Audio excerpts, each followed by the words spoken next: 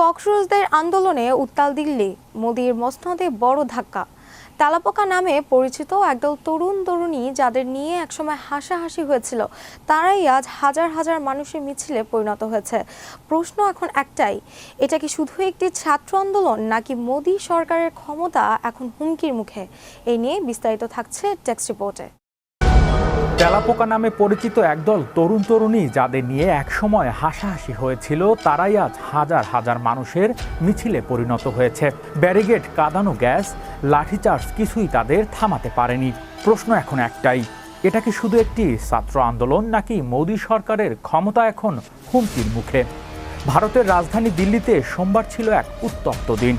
সংসদ অভিযানে ডাক দেয় ককরোচ জনতা পার্টি বা সিজেপি।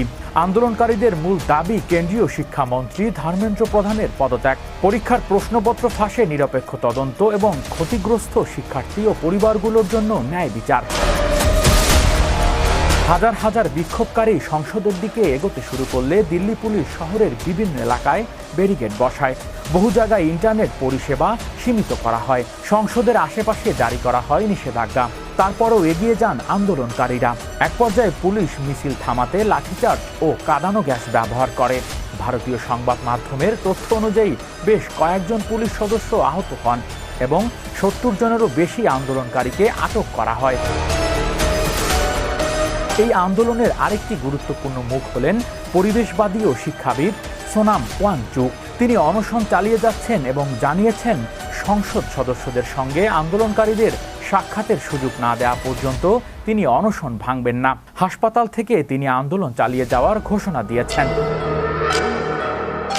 এদিকে পরিস্থিতির গুরুত্ব বুঝে সরকার পক্ষ থেকেই প্রথমবারের মতো আলোচনার উদ্যোগ নেওয়া হয়।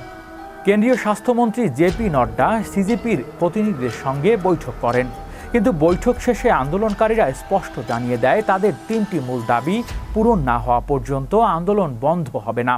শুধু রাজপথেই নয়, এই আন্দোলন এখন সামাজিক যোগাযোগ মাধ্যমে ঝড় তুলেছে। কয়েক মাস আগেও ব্যঙ্গাত্মক অনলাইন উদ্যোগ হিসেবে শুরু হওয়া ককরোচ জনতা পার্টি এখন লাখো তরুণের ক্ষোভের প্রতীক হয়ে উঠেছে।